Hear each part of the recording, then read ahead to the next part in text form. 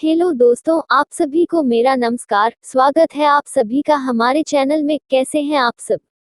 उम्मीद है आप लोग अच्छे ही होंगे और भगवान की कृपा से हम लोग भी बहुत अच्छे हैं। आशा है कि आपको हमारी कहानी पसंद आ रही है। इसी उम्मीद के साथ एक और कहानी आप सब के लिए पेश है, पर उससे पहले याद है ना क्या करना है। इस वीडियो को लाइक, शेयर और मेरे चैनल को सब्सक्राइब याद से। ओके, तो चलिए बिना टाइम को वेस्ट किए कहानी शुरू करते हैं। रीमा, जरा अपनी फेसबुक आईडी का पासवर्ड बताना, जरा जल्दी करो। मुकेश ने अपनी पत्नी से कहा, क्या आप भी न हमेशा शक करते रहते हो? आपको मुझ पर कभी भरोसा ही नहीं रहा है। ये लो, देख लो जो देखना है। रीमा ने अपना फोन फेंक कर मुकेश को दिया। थैंक यू मेरी जान, तुम न हमेशा से मुझ पर गुस्सा तो करती हो लेकिन मेरा काम आसान कर देती हो। मुकेश ने फोन अपने हाथ में ले लिया। रीमा गुस्से से मुकेश को घूर के देखती रह गई और फिर नाराजगी में चादर ओढ़ी और मुकेश की ओर पीठ घुमा के लेट गई। मुकेश ने अपना इंजीनियर वाला दिमाग लगाया और अपना काम पूरा कर लिया। गुस्से में लेटी पत्नी की ओर देखा और मन ही मन खुश होते हुए सोचने लगा, my darling, you are so beautiful. तुम मेरे कितने काम आ रही हो।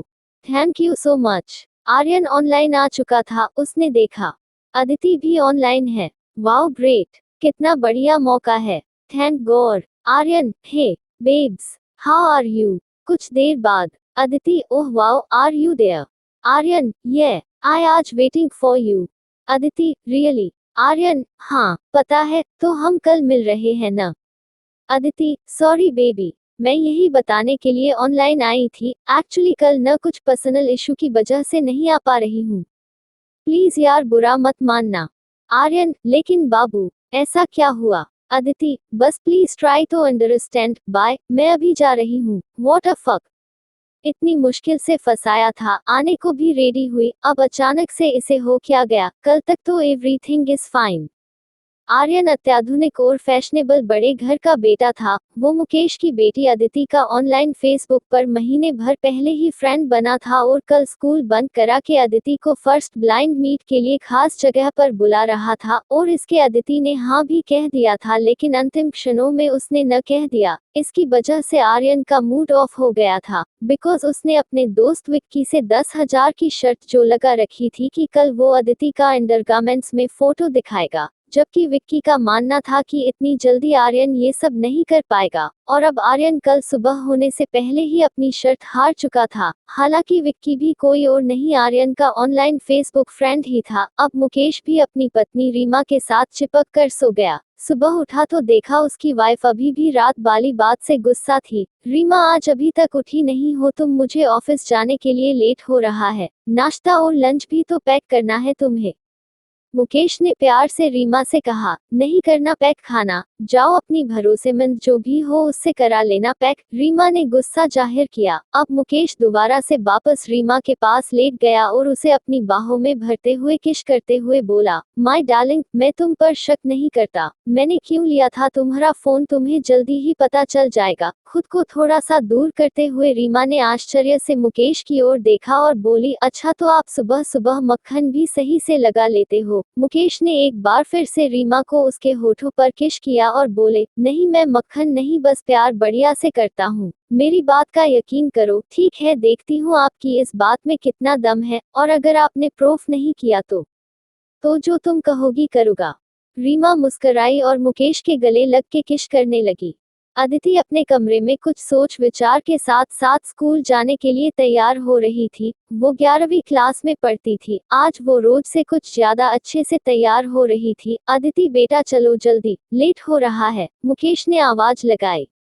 हाँ पापा आए, बस एक मिनट, अदिति ने फाइनल टचअप करते हुए कहा। जब अदिति बाहर आई तो आज उसकी माँ और पापा दोनों उसे देखते ही रह गए। उनके मुंह से अदिति की सुंदरता की तारीफ और आश्चर्य से इतना मेकअप और नई ड्रेस के लिए भी प्रश्न निकल गए।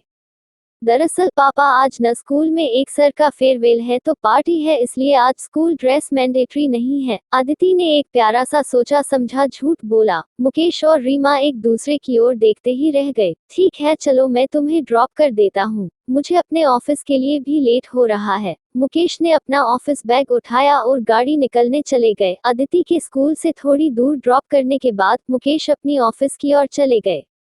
अदिति ने देखा कि पापा जा चुके हैं तो उसने जल्दी से अपने बैग से फोन निकला और मैसेज करने को फेसबुक लॉगिन किया। तब उसे पता चला आर्यन ने तो उसे ब्लॉक कर रखा है। वो उसे न तो मैसेज और न ही कॉल कर पा रही है। अदिति परेशान पसीने पसीने हो रही थी। आखिर मुझसे गलती क्या हुई जो आर्यन मुझे ब्लॉक करके चला गया। अदिति का मूड इतना खराब था कि उसे कुछ नहीं सूझा तो उसने अपना फोन रोड पर दे मारा। शाम को मुकेश के घर पर सभी लोग खाना खाने के लिए डाइनिंग टेबल पर बैठे थे। खाना थालियों में डाला जा चुका था। अदिति बेटा, कैसी रही स्कूल की पार्टी? और तुम आज अपना मुंह क्यों फुलाए हुए हो? अदिति के पापा ने अदिति से पूछा। अदिति ने गुस्से से एक बार अपने पापा की ओर देखा और कुछ नहीं कहा। इसका फोन टूट गया है आज रोड पर गिरने की वजह से।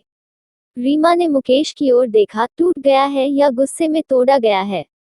मुकेश ने खाने की बाइट ली। रीमा और मुकेश ने एक साथ अदिति से कई सारे सवाल किए, लेकिन गुस्से में बैठी अदिति ने कुछ नहीं बताया। रीमा, अदिति तुम इतनी बदतमीज कब से हो गई हो? तुम्हारे पापा और हम कब से तुमसे पूछ रहे हैं, बताती क्यों नहीं हो कुछ?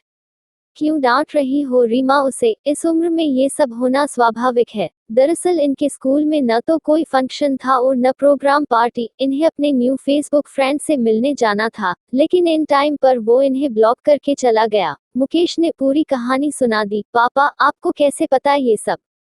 अदिति ने अपने पेरेंट्स से सॉरी बोलते हुए पूछा। बेटा, हम आपके पापा हैं, तुम्हारी हर एक अच्छी बुरी आदतों पर ध्यान देते हैं। कुछ दिनों से मैं नोटिस कर रहा था कि तुम न तो पढ़ाई पर ध्यान दे रही थी और न ही हम पर। जिकसी वजह से तुम्हारे लास्ट मंथ के मंथली टेस्ट में मार्क्स बहुत कम आए थे और ये बात तुमने हमसे छुपा ली थी। तो मैंने फिर जानने की कोशिश की आखिर बात क्या है, और पाया कि तुम पर फेसबुक और इंस्टाग्राम का भूत सवार है। बस फिर क्या था, मैं भी बन गया छोटा तुम्हारी उम्र का ही। विक्की? व्हाट पापा, कौन विक्की? मैं किसी विक्की को नहीं जानती। अदिति ने तपाक से कहा। हाँ, लेकिन तुम आर्यन को तो जानती ही हो ना?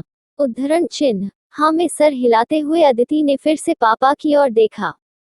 विक्की भी आर्यन का फेसबुक और क्लोज बाला फ्रेंड बन गया था। मुकेश ने एक स्माइल करते हुए अदिति के सर पर हाथ फेरा।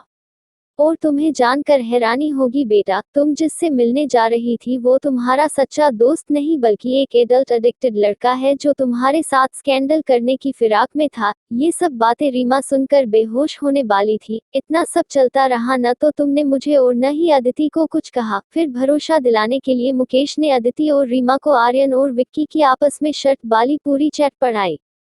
पूरी सच्चाई जानकर अदिति शर्म से पानी पानी हो रही थी और अपनी गलती पर बेहद शर्मिंदा थी। सॉरी पापा, अब से मैं फ्यूचर में कोई भी ऐसी हरकत नहीं करूंगी जिससे आपके और हमारी फैमिली की इज्जत पर आंच आए। प्लीज पापा, मुझे माफ कर दो।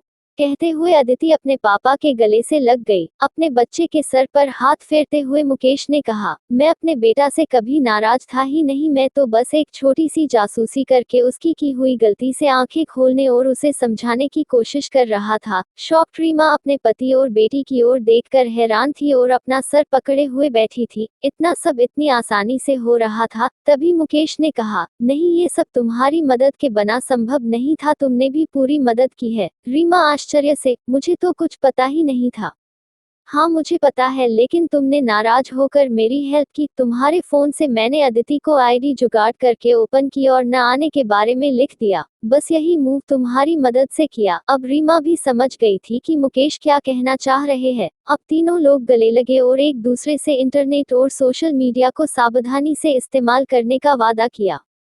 मोरल ऑफ द स्टोरी, किसी गड़बड़ के लिए केवल बच्चों को ही दोषी न माने, खुद की जिम्मेदारी को समझे और आज के इंटरनेट के जमाने में बच्चों को समय दे। इसके अलावा उन्हें समय समय पर जांचते परखते रहे कि बच्चे लैपटॉप और टेबलेट में पढ़ भी रहे हैं या फिर दूसरों के मनोरंजन के साधन तो नहीं बनते जा रहे। Thank you all. I hope आप लोग समझने की कोशिश जरूर करेंगे और मेरे मैसेज को आगे तक जरूर फैलाएंगे।